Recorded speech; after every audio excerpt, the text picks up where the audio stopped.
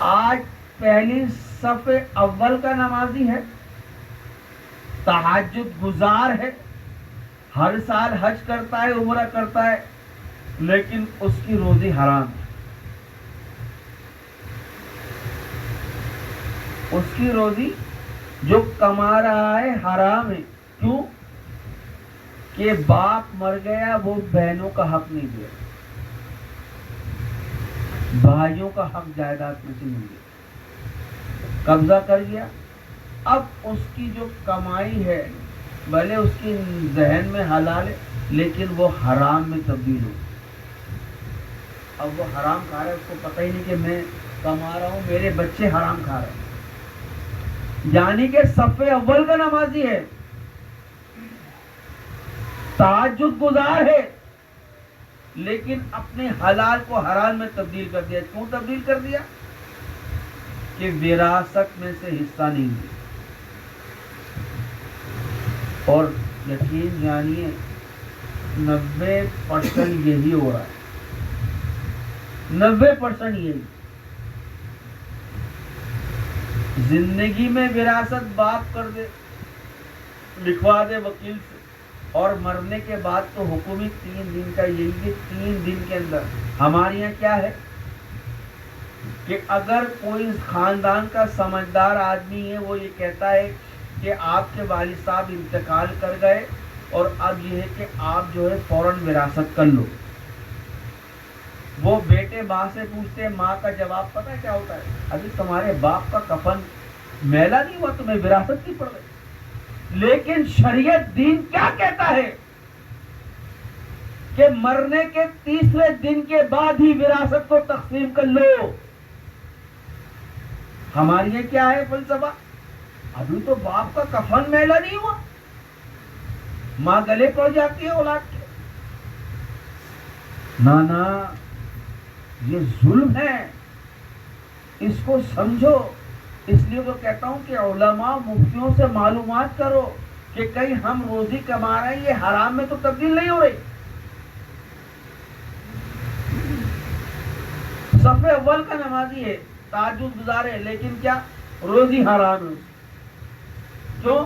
اس نے بہنوں کا حق مارا. اور آج 99% یہی ہو رہا ہے کہ باپ مر جاتا ہے، بیٹے جائیداد پہ قبضہ کر کے سب سے پہلے بہنوں کو گھر میں آنے سے منع کرتے ہیں، اس کے بعد بہنوں کی جائیداد کھا لیتے ہیں. اس کے بعد عمل کیا ہوتا ہے؟ جب جائیداد پہ ہڑپ کر لی، ہضم ہو گیا، تو آپ یہ سمجھیے کہ اس کے برے وقت الٹی گنتی شروع. عزیز آباد میں تھا کسی نے، اس نے بہنوں کی وراثت نہیں دی، کورٹ میں چلا گیا. اس نے جو بہنوں کی وراثت دینی تھی، اس نے بلڈنگ خریدی، بلڈنگ میں رہنے لگا. قدرتی بلڈنگ خود ہی بیٹھ گئی، خود ہی بیٹھ گئی بلڈنگ. یہ نہیں کہ کسی نے بم رکھا ہو بلڈنگ کے نیچے، کسی نے بلڈنگ میں. وراثت کا پیسہ بڑا برکتی ہے، تو آپ کو معلوم ہے یہ بات. یہ جتنا برکتی پیسہ ہے اتنا ہی خطرناک بھی. تو جس کی وراثت ہے اس کو دے دو. آپ یقین جانیے ہمارے استاد شیخ الاسلام حضرت جی تقی عثمانی دامت برکاتہم العالیہ، جب ان کے حضرت والد صاحب کا انتقال ہوا نا، انتقال کے فوراً 3 دن ان کے شیخ ڈاکٹر عبدالحی عارف باللہ رحمۃ اللہ علیہ آئے، بیٹھے، بات کی. بات کرنے کے بعد حضرت کی طبیعت ناساز تھی، تو حضرت رفیع عثمانی رحمۃ اللہ علیہ نے خمیرہ جو ہے کہا کہ آپ یہ نوش فرمائیں، ہمارے والد صاحب کھاتے. اب حضرت جی پتہ کیا کہتے ہیں؟ لا حول ولا قوت الا باللہ، یہ تمہارے باپ کی وراثت ہے، تم بغیر وراثت کے دیے ہوئے مجھے تم خمیرہ کھلا رہے ہو. یعنی کہ یہ خمیرہ بھی تمہارے باپ کی وراثت کا، اس خمیرے کی بھی وراثت کرو. یہ کوئی 1400 سال پرانی بات تھوڑی ہے، یہ ابھی 50 سال 40 سال پرانی بات. تو جب حضرت کو سمجھایا تو کہا کہ یہ ابا کی وراثت نہیں ہے, یہ حکیم صاحب نے دیا تھا, بیمار تھے تو کہیں جا کے سکون ہوا. تو کہنے کا مقصد کہ تیسری بھی وراثت ہو جائے, نہیں دے رہے تو پھر اس میں سے بہنوں کو مکان میں سے کرایہ دو. اسی وجہ سے یقین جانیے کہ اللہ نے لوگوں کے دلوں کو سیاہ کر دیا. یقین جانیے لوگ نمازیں پڑھ رہے ہیں, تہجد پڑھ رہے ہیں, یقین جان سب کر رہے ہیں, لیکن کبھی اپنے گریبان کے بٹن جھانک کے اس نے اپنے قلب کے اندر دیکھا نہیں کہ میں کر تو رہا ہوں کہ یہ صحیح بھی ہے یا غلط ہے. چہرے پہ نور ہے, دل کالا ہے تو بیکار ہے. چہرے پہ نور ہے, نورانیت ہے, دل سیاہ ہے. اور جب دل سیاہ ہو جائے تو کیا ہوتا ہے؟ بندہ برباد ہو جائے. میرے بھائیوں دوست, دین نے تو بڑی آسانیاں پیدا کر دی, آج ہم نے خود ہی مشکلات پیدا کر دی. بہت کم ایسے ہیں جو خانقاہوں سے جڑے ہوئے ہیں, تبلیغ سے جڑے ہوئے ہیں, اللہ والوں سے جڑے ہوئے ہیں. ان کی زندگی دیکھو کیسے سنور رہی, وہ آگے کی طرف بھاگے جا رہے ہیں, پیچھے تو مڑ کے دیکھ ہی نہیں رہے. اور آج تبلیغ کا یہ عالم ہو گیا, علمان بالحفیظ کہ دنیا کی ٹوپیاں گھمائی, خاندان کا پیسہ گھما دیا, مارکیٹ سے پیسہ لیا, اس کو کہا کہ بھائی سب کو میں جو ہے 2 دن کے بعد سب کو پیسے دوں گا. گھر آ کے اس نے بیگ اڑایا, 4 مہینے کے لیے چلا گیا. اب جن کو لینا ہے وہ گھر پہ آ کے کہتے ہیں کہ بھائی وہ لوگوں تو تبلیغ پہ چلے گئے, ہمارے ابا چاچا تو تبلیغ پہ چلے گئے. اس سے کیا بدنام ہو رہا ہے؟ دین بدنام کرنے کا مقصد سمجھتے کیا ہے؟ کیا ہے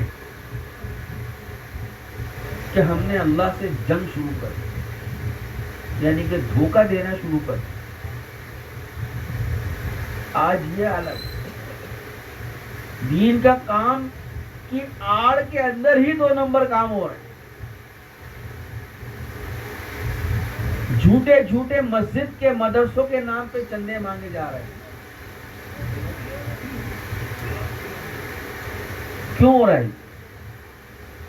کیونکہ ہم جہالت میں ہیں, ہم اندھیرے میں ہیں. علم کیا ہے؟ علم جب ہوگا تو روشنی پیدا ہوگی, جب ہم جہالت میں ہوں گے تو پھر یہی ہوگا. میرے بھائی اور دوست, زندگی کو روشنی میں تبدیل کرنے کے لیے کسی اللہ والے کی صحبت کو اختیار.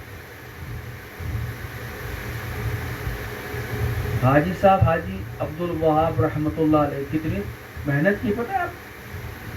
زندگی وقف کر دی, وقف تبلیغ کے لیے, اور ایسی وقف کری کہ وہاں سے رائے بینڈ سے نکلنے کا دل ہی نہیں چاہا کہ میرا گھر باہر بھی ہے. لیکن اللہ نے مقام بھی کتنا دیا آپ کو معلوم. لیکن حضرت حاجی صاحب کی بھی صحبت پتہ ہے کس کی دی؟ عبد القادر رائے پوری رحمۃ اللہ علیہ, یہ بہت بڑے اللہ والے تھے, ان کی صحبت کو اختیار کیا. پھر یہ کام, جب تک کسی اللہ والے کی صحبت نہیں ہوگی ہم ناکام ہو جائیں. آج کے دور کے اندر ہر شخص کہتا ہے کہ میں ولی بن گیا, میں پیر بن گیا, میں شیخ بن گیا. جب معلومات کرو تو غریب اس کو استنجا کرنا نہیں آتا. جہالت ہے نا بھائی.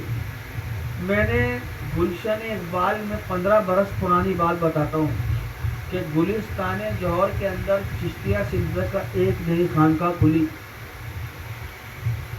بڑا رش, مجھے لوگ آتے کہتے ہیں کہ حضرت بڑا رش ہوتا ہے وہاں. جب اس کی معلومات نکالی, توبہ نعوذ باللہ, ایک سمجھدار لوگ ایک عورت کے ہاتھ پہ بیٹھ کر رہے تھے. کیا کر رہے تھے؟ عورت کے ہاتھ پہ بیٹھ کر. کہ پیرانی آپا بہت مشہور ہیں، بڑی اللہ والی ہیں، ہاتھ اٹھاتی ہیں تو کام بن جاتا ہے، کسی کو غور سے دیکھ لیں تو ان کا ہو جاتا ہے، تو لوگ جو ہے ان کے مرید ہونے شروع ہو گئے۔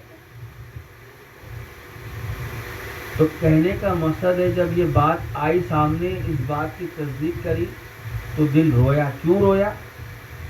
کہ آج مسلمانوں کی یہ نوبت آ گئی کہ ایک مرد ہو کے عورت کا تابع ہو رہا ہے۔ کیا ہو رہا ہے؟ عورت تو پیر بن ہی نہیں سکتی، نیک عورت بن سکتی۔ کیا بن سکتی ہے؟ اللہ والی کے لائق۔ آپ ابھی کہ اللہ، ہم سب اللہ والے ہو گئے۔ کون ہو گئے؟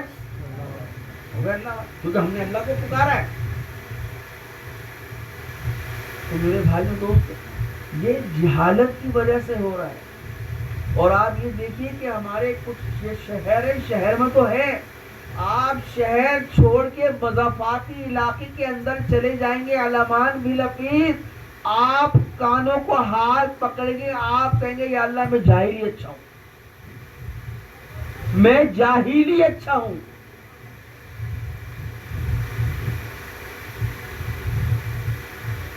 جنازہ رکھا ہوا ہے مفازاتی علاقوں کے اندر، جنازے پڑھانے والا کوئی نہیں ہے۔ اگر کسی مولوی کو پڑھ لے کے آتے تو وہ 20-20 ہزار روپے مانگتا ہے، رومال بچھاتا ہے، بولو پہلے اس کے اندر پیسے ڈالو پھر جنازہ جائز ہوگا۔ کیوں؟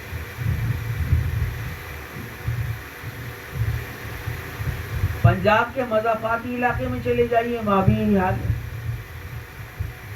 اور ہمارے شہر کراچی میں تو یہ حال ہے کہ 10% بیچارے نمازی اور 90% بیچارے نمازی۔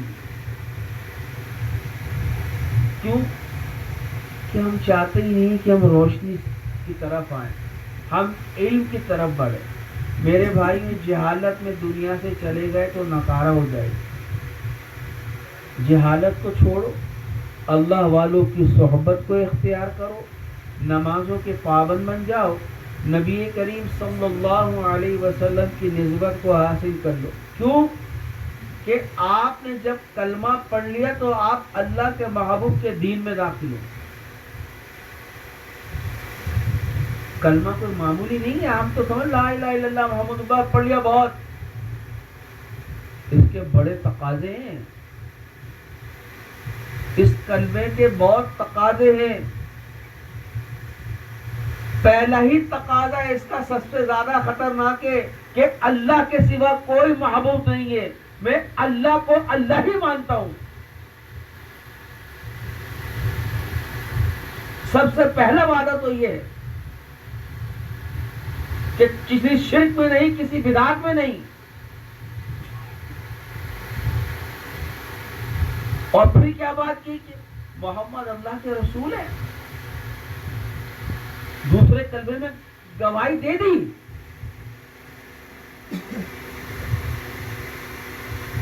جب اس کلمے کا پاس رکھ لیا تو کامیاب ہو جائیں گے۔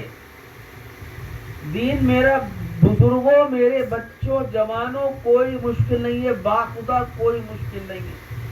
ہم نے تو اس فتنے کے دور کے اندر لوگوں نے بنا دیا کہ تم نے یہ نہیں کرا تو تمہارا یہ ہو جائے گا، تم نے یہ نہیں کرا تو تمہیں یہ ہو جائے گا، تم نے فلاں نہیں کرا تو یہ ہو جائے گا۔ اور اللہ علامان بھی لفظ، اب بندہ ہی بندے کو سزا دینے لگا، یہ تو جہنمی ہے، یہ تو کافر ہو گیا، یہ مرتد ہو گیا، یہ منافق ہے، یہ کافر، یہ جنت میں جائے گا ہی نہیں۔ کیوں؟ اس کے عمل ایسے ہیں۔ بتاؤ، دنیا کے اندر بندہ بندے کو جزا دے رہا ہے، اسے دنیا میں جنت میں بھی بھیج رہا ہے، اور کہہ رہا ہے تو جہنم میں بھی بھیج رہا ہے۔ سزا اور جزا تو اللہ کا، یا واسع المغفرہ، اللہ کی رحمت بہت وسیع۔ یاد رکھو، پوری دنیا کے گناہوں کو جمع کر لو، اور اللہ کی رحمت کا ایک قطرہ، جسے رائی کا دانہ کہتے ہیں، اس رائی کے دانے کا چوتھائی حصہ پوری دنیا کے گناہوں پہ پڑ گیا، وہ رائی کا چوتھائی حصہ دانہ بھی غالب، اس کی رحمت۔ اور اللہ اپنی رحمت سے اور اپنے فضل سے اپنے بندے کو بخشے۔ کس سے بخشے گا؟ رحمت سے اور فضل سے۔ اس کی رحمت آ گئی سیدھے جنت میں چلے گا، اس کا فضل ہو گیا تو جنت میں چلے جائے گا۔ تو کہنے کا مقصد ہے کسی کو برا مت کہو، کسی کو برا نہیں، جو جیسا کر رہا ہے اس کو کرنے دو۔ اگر تمہارے اندر اتنی صلاحیت ہے پیار محبت سے اس کو سمجھا سکتے ہو سمجھا دو، لیکن اس کی عیب جوئی مت کرو کہ یہ کافر ہو گیا۔ حضرت عمر رضی اللہ تعالیٰ عنہ دور خلافت پتہ ہے کتنا خطرناک؟ اللہ نے آپ کو اتنی صفت دی تھی، آپ ہاتھ کیا فیصلہ کر دیا کرتے تھے، ہاتھ کے ہاتھ، کوڑا ہاتھ میں ہے، جزا سزا ہاتھ کے ہاتھ۔ ایک شرابی تھا، شراب کا عادی تھا، شراب کا عادی،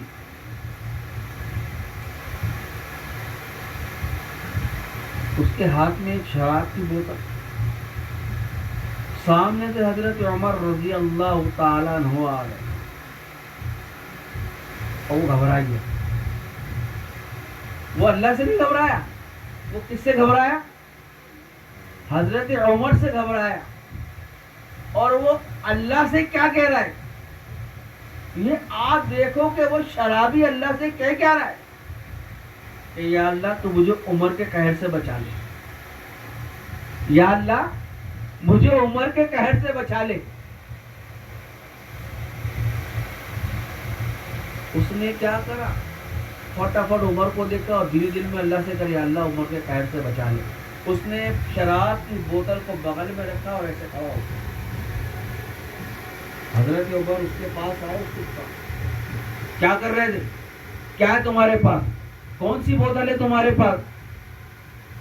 وہ کانپنے لگا اور کانپتے کانپتے کہنے لگا دل میں کیا ہے؟ اللہ عمر کے قہر سے بچا۔ کہا کہ امیر المومنین میرے پاس تو کچھ بھی نہیں ہے۔ بولا بغل میں کیا چھپایا ہوا ہے؟ کون سی بوتل ہے؟ کہا امیر المومنین میرے پاس کچھ بھی نہیں ہے، یہ بوتل ہے۔ تو بوتل میں کیا ہے؟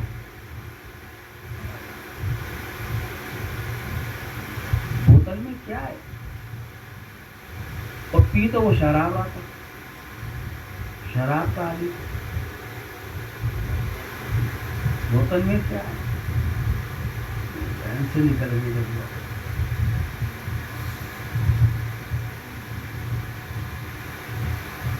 بوتل کہا کہ میری بوتل کے اندر سرکہ ہے۔ کیا ہے؟ دکھاؤ۔ جب جیسی بوتل دکھائی تو اللہ نے اس کو صرف اس کی وجہ سے، کس کی وجہ سے؟ کہ اللہ تو مجھے عمر کے قہر سے بچا لے، اب نہیں کروں۔ اللہ نے اس شراب کو سرکے میں تبدیل کیا۔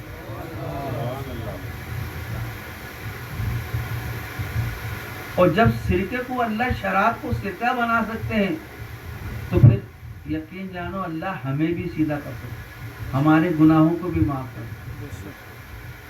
لا تقنطوا من رحمت اللہ، اللہ کی رحمت بہت وسیع ہے، کبھی مایوسی مت لانا۔ کتنے پریشان کیوں نہ ہو جاؤ، ایک وقت کا فاقہ کیوں نہ ہو جائے، لیکن اس کی رحمت سے کبھی مایوس مت ہونا۔ اگر تم اس کی رحمت سے مایوس ہو گئے سمجھو تم کفر کی طرف چلے۔ اب جو اللہ کی رحمتیں تمہارے اوپر آنے والی ہے، تمہارے صرف کفر کی وجہ سے وہ رحمتیں پیچھے ہو جائیں۔ اللہ سے کبھی مایوس مت، اس کی رحمت وسیع ہے۔ تو میرے بھائیوں دوستوں، کہنے کا مقصد یہ زندگی کو اچھی گزارو، اچھا کھاؤ، اچھا پہنو، اچھے دوست باپ، صلہ رحمی، رشتہ داروں میں سب جگہ جاؤ آؤ۔ جتنا صلہ رحمی کرو گے نا بھائیوں سے، بہنوں سے، رشتہ داروں سے، اللہ ایک تو تمہاری عمر میں برکت دے گا، دوسری تمہاری دولت میں وسعت دے گا۔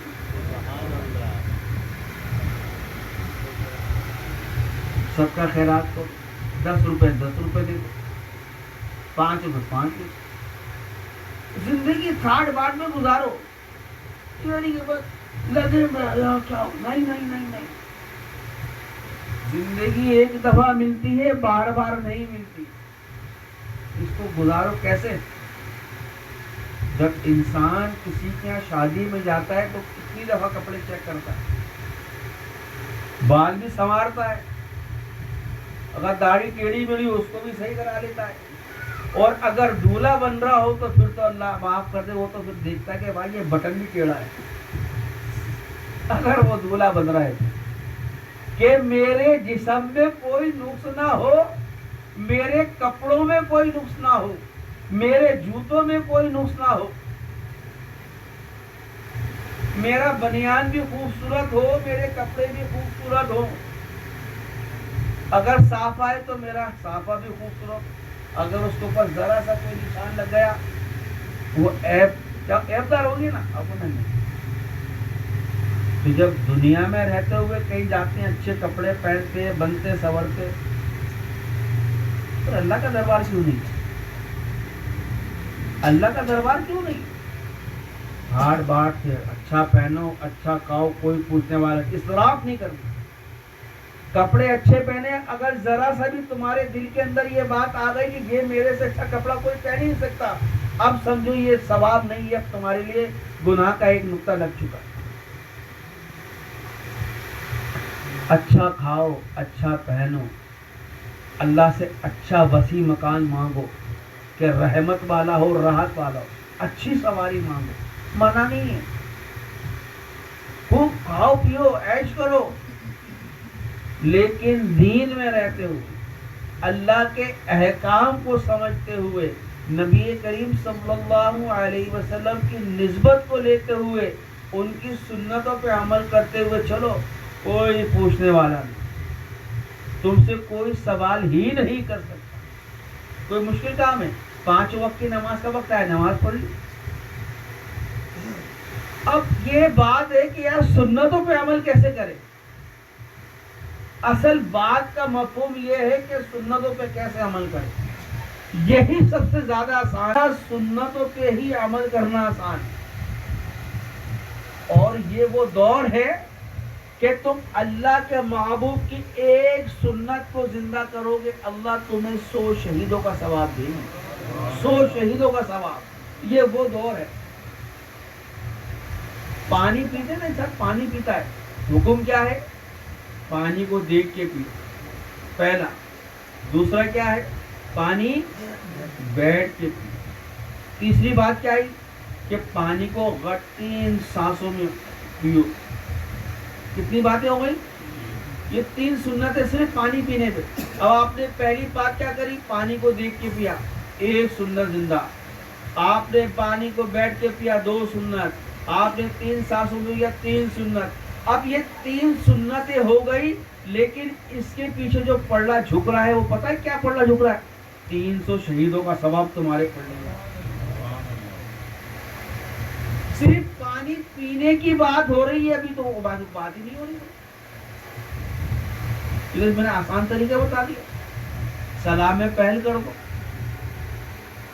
سلام میں پہل کرنے کا مقصد ہے کہ تم سلامتی میں ہو، اب حفاظت میں آ گئے، کوئی مشکل نہیں۔ بچے راستے میں جا رہا ہوں، بچے کے سر پہ ہاتھ پھیر دیا،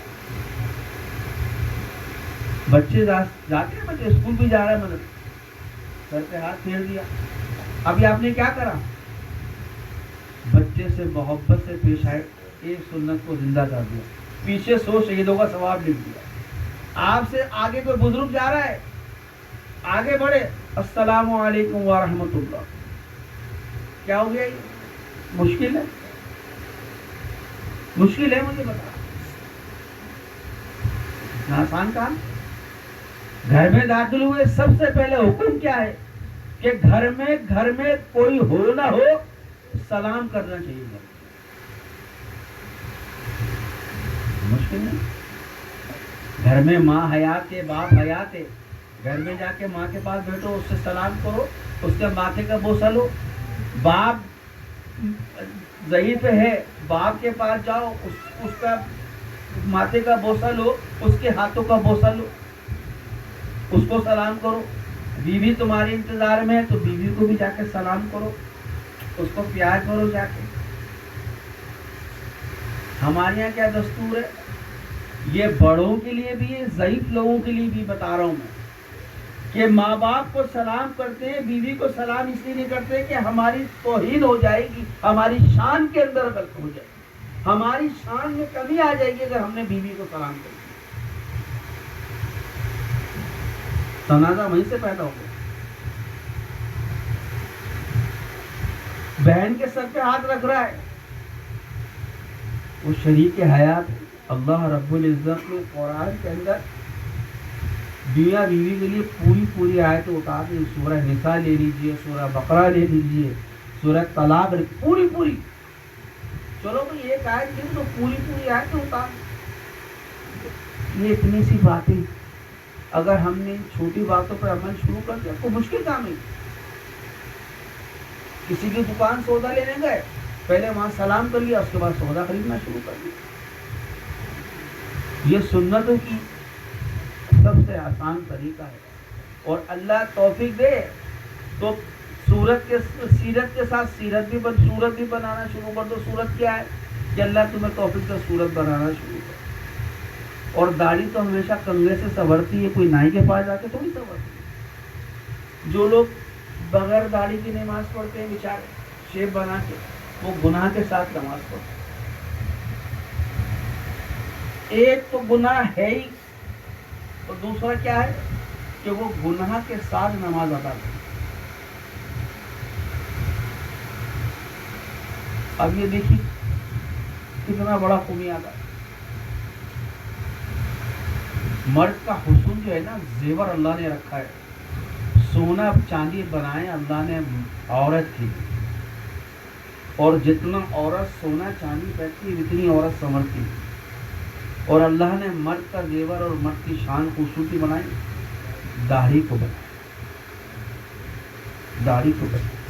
اسے کنگھے سے کھوانے کی کوشش کرو، دیکھو کیا ہوتا ہے۔ اور میں نے ایک جگہ پڑھا تھا کہ بعض گنہگار ایسے ہوں گے اللہ ان کو صرف داڑھی کی برکت سے بخشے گا، بولے جنت میں بھیجے۔ اس نے میرے سرکار کی، میرے محبوب کی صورت تو بنائی۔ مرنے کے بعد جو بغیر داڑھی کی قبر میں جائے گا، داڑھی والا قبر میں جائے گا، تو اللہ کو پتا۔ اٹھیں گے تو سب جوان، سارے برہمنا ہوں گے، عمر 32 سے 33 سال ہوگی، سب جوان ہوں، سب برہنہ ہوں، کسی کو کسی کا ہوش نہیں ہوگا۔ لیکن جس کی داڑھی تھی وہ تو کامیاب ہوگا، اور جن کی داڑیاں نہیں ہوں گی ان کی داڑیاں اتنی لمبی کر دی جائیں گی اسی میں الجھ جائیں گے، آگے کا سفر ہی محدود ہو جائے گا۔ تو میرے بھائی اور دوست، زندگی ہے، اس کو بن سور کے خوبصورت بن کے گزارو، اچھا کھاؤ پہنو، اللہ نے گاڑی خریدو یار، کنجوس بخیل نہ بنو۔ اللہ رب العزت کو بخیل لوگ پسند نہیں ہیں، اللہ کو، اللہ کا دوست سخی ہے، اللہ کو سخی لوگ پسند ہیں۔ اب یہ کہ مانا تھوک لگا کے رکھ رہا ہو، ابھی سہولت ہے، گاڑیاں خریدو، تمہیں کون منع کرے گا؟ گاڑی کس کے لیے؟ سہولت کی خریدو، اللہ نے دیا اپنے اولاد کے لیے گاڑی خرید کے دو، اللہ نے مال دیا، تھوک رکھ کے نہیں لگاؤ، مکان خریدو، اچھی جگہ خریدو، کھاؤ پیو، کوئی پوچھنے والا نہیں ہے یار۔ ہم تو بخیلوں والی زندگی گزار رہے ہیں۔ بخیل کیوں بن رہا؟ حدیث میں نا کہ جب آخری وقت ہوتا ہے نا، جب عمر 65 سال کی ہو جاتی ہے، تو اب 70 برس کی، تو اس بندے کے اندر دو خواہشیں ہوتی ہیں، میرا مال میرے پاس رہے اور میری عمر زیادہ ہو۔ کیا ہو جائے؟ مال میرے پاس رہے، میری عمر میں برکت ہو جائے۔ ایسا نہیں، عمر میں برکت کب ہوگی؟ جب تم صلہ رحمی کرو، محبت سے، پیار سے، سب سے پیش آؤ۔ اس کے اندر بچہ کیوں نہ ہو، کوئی نہ کیوں نہ ہو، یہ صلہ رحمی ہے. اللہ تمہاری عمر میں برکت دے گا. اللہ کے محبوب نے فرمایا تمہاری روزی کے اندر بھی برکت ہوگی. ہمیشہ اپنے آپ کو عاجزی میں رہ کے چلو, انکساری میں لے کے چلو. جو بھی آئے اس کے سامنے جھک جاؤ, کوئی مشکل تھوڑی ہے. وہ 18 یا 17 برس کی بچی لگتے جگر ہے, وہ صرف ایک اللہ کے نام کے اوپر اپنی بیٹی کو پرایا کر دیتا ہے. کرتا نہیں کرتا؟ ماشاءاللہ بیٹھے ہیں جن کی بچیاں ہیں, شادی کر دی, کس کے اوپر؟ قبول ہے. کس کی رضا کے لیے؟ صرف ایک اللہ کی رضا کے لیے. وہ 17 برس کی 18 برس کی بچی کو اپنی دے دیتا ہے, چاہے رشتہ دار ہو, چاہے خاندان والا ہو, چاہے بے خاندان والا ہو. وہ دیکھتا ہے اچھے دے دو. صرف اس نے اس وجہ سے دیا کہ نکاح ہو گیا. النکاح علی نصف الایمان. میرا اور آپ کا آدھا ایمان پتہ ہے کیا ہے؟ نکاح کر لینا پورا ایمان ہے. اور پھر کیا کہا؟ نکاح جو ہے عبادت ہے. کیا ہے؟ وہ بچی جیسے زندگی گزار رہی ہے, جو لکھا ہوا ہے گزار رہی ہے زندگی. صرف ایک اس کو. اور اس دور کے اندر اگر کوئی بیوی یہ مطالبہ کر دے کہ مجھے اگر الگ مکان لے کے رکھ دو, تو 24 گھنٹوں والوں کے جو ہے نا پیدا گیری کا ٹائم شروع ہو. اب باباؤں کی پیدا گیری کا وقت شروع ہو گیا. بیوی مطالبہ کرتی ہے بھئی الگ مکان لے لو, بچے بڑے ہو رہے ہیں. اماں کو پتہ چل گیا, ساس اماں کو کام خراب. اب وہ ڈائریکٹ بہو سے بیٹے سے نہیں کہہ رہی ارے تو اچھا بابا ہے, کوئی پیر صاحب ہے, میری بہو نے میرے بیٹے کو قابو میں کر. اب دھندا کس کا کھل گیا؟ پیر صاحب کا دھندا ہو گیا. اور آج کل سارے دھندے یہی ہو رہے, علمان بھی لگتی. جہاں جاؤ وہ فلاں ہی ہو گیا. خدا کے اللہ کو عقل پکڑے انسان, اللہ سمجھ دے کہ کوئی ایسی بات. دین شریعت, دین اسلام یہ کہتا ہے کہ تمہارا ایک کمرے کا یہ مکان ہے نا, اس پہ سمجھاؤں, یہ مکان ہے. اب آپ چاہتے ہو کہ میں اپنے بیٹے کی شادی کروں, شریعت کیا کہہ رہی ہے؟ اس کو آدھا کر دو. غور سے سنو, اس کو آدھا کر دو, اور جس بچی کو لا رہا ہو اس کا باتھ روم کچن الگ کر دو. کتنے سے کمرے میں یہ کرنے کا حکم, پہلی رات سے ہی کرنے کا حکم.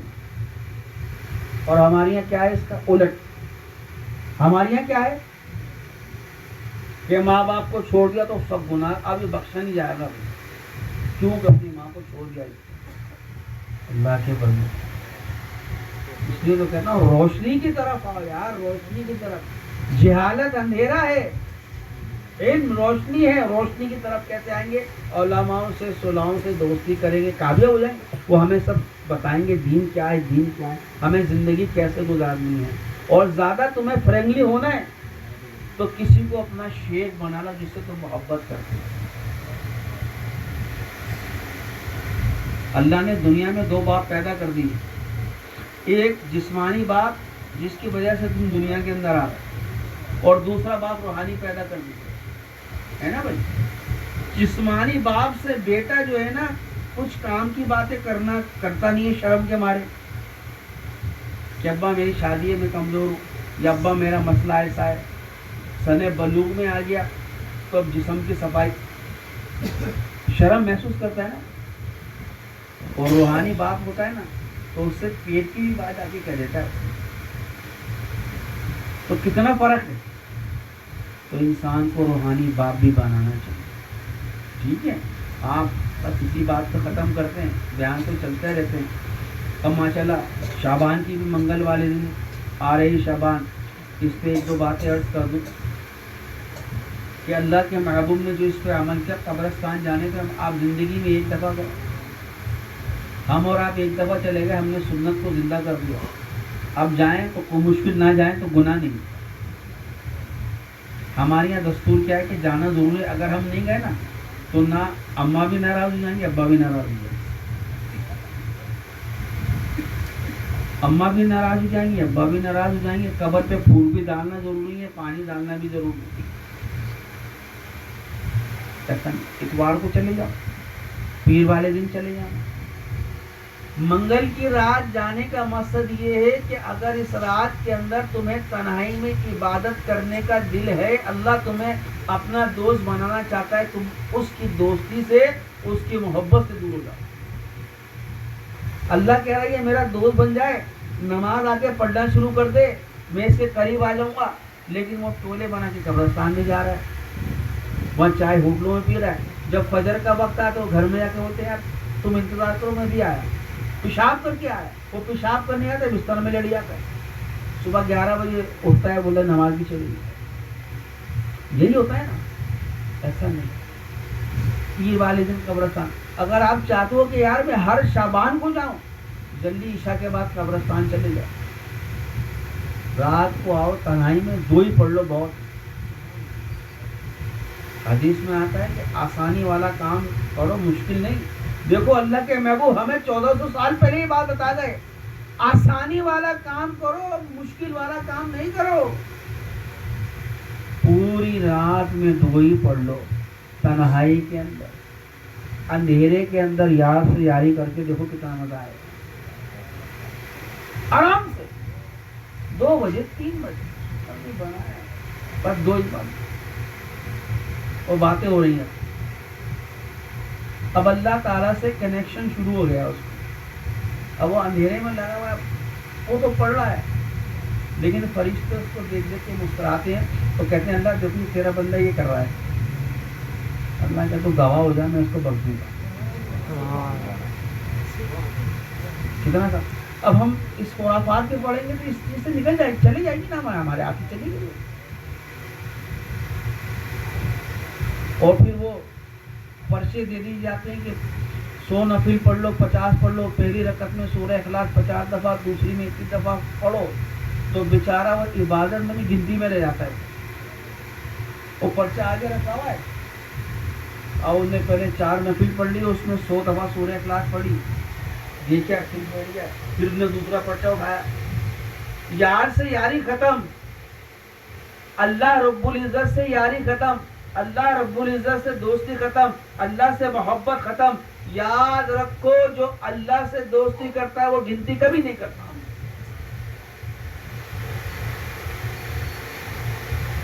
ہمیں پرچے دے دیے جاتے ہیں گھروں میں بھی، عورتوں کو بھی، مردوں کو بھی، وہ بیچارے پرچے دیکھ دیکھ کے پڑھتا رہتا ہے، اس کا عبادت کے اندر دل نہیں ہے، دل کس میں ہے؟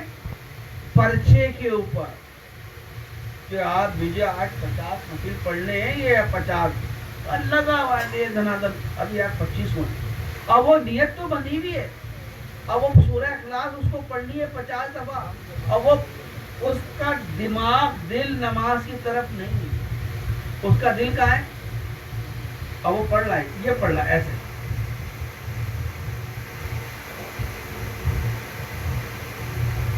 ہمن صلاۃ انساؤ،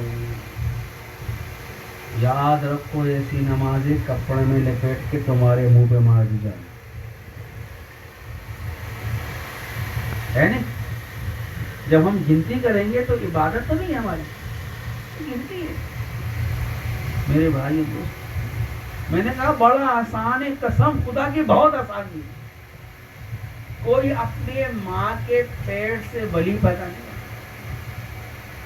جو پرانے جو اللہ والے گزرے وہ تو تھے، لیکن کوئی نہیں، ہر انسان کوئی عالم ماں کے پیٹ سے عالم نہیں بنتا، ماں کے پیٹ سے پیدا ہوا مفتی نہیں بنا، ماں کے پیٹ سے پیدا ہوا ڈاکٹر MBBS نہیں بنا، وہ دنیا میں آ کے اس نے محنت کی جب بنا ہے، یا ماں کے پیٹ سے نکلتے ہی بولو بہت بڑا اللہ والا ہے، ایسا نہیں ہے۔ اس لیے کہتے ہیں کہ صحبت صالحہ بہت ضروری ہے، اللہ والوں کی صحبت کو اختیار کریں گے نا انشاءاللہ تعالیٰ۔ علماء نے جو بیان کیے ہیں سارے، کیا بیان کیے مجھے بتاؤ، کہ ہم اللہ کے ہو جائیں اور اللہ ہمارے ہو جائیں، اور نبی کریم صلی اللہ علیہ وسلم کی نسبت بہت ضروری ہے۔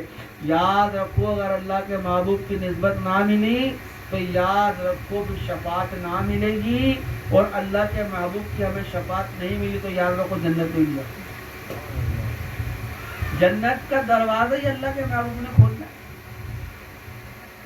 تو کیوں نہ پھر اللہ کے محبوب کے دامن میں چمٹ جائے آپ۔ ہے مشکل. اب تو غلطی نہیں ہوگی, چاہے بوڑھا ہو چاہے ضعیف ہو, سب نے یہ کام کرنا. وہ کچھ نہیں, یقین جان. میں کہہ رہا ہوں اچھا کھاؤ اچھا پہنو, اللہ نے دیا ہے پہنو, تاکہ سامنے والا تعریف تو کرے تمہاری. اور ہر کپڑا ہر شخص پہ اچھا نہیں لگتا, یاد رکھنا میری بات. ہر سوٹ کا کلر کپڑے کا ہر شخص پہ اچھا نہیں لگتا. بہت سے لوگ کالا پہن لیتے ہیں, کتنا خوبصورت لگتا ہے اس کے اوپر. کوئی وائٹ پہنتا ہے تو اس پہ اچھا نہیں لگتا. تو میرے بھائی, جسم جو ہے نا جسم, تو یہ کپڑا یہ ہمارے جسم کا جو ہے ڈھال, یہ لحاظ, یہ ہمارا لباس. اس کو اچھا پہنو, عطر لگاؤ, سمجھے نا, اچھے بن سور کے رہو, تاکہ جب نماز کا ٹائم ہو تو اللہ کے دربار میں بن سور کے جاؤ, تاکہ فرشتے تمہارے لیے دعائیں مغفرت کریں. ٹھیک ہے نا. کوئی مشکل کام ہے؟ اللہ مجھے اور آپ کو عمل کی توفیق عطا فرمائے. اتنا آسان کام. آپ کو کیا کرنا ہے؟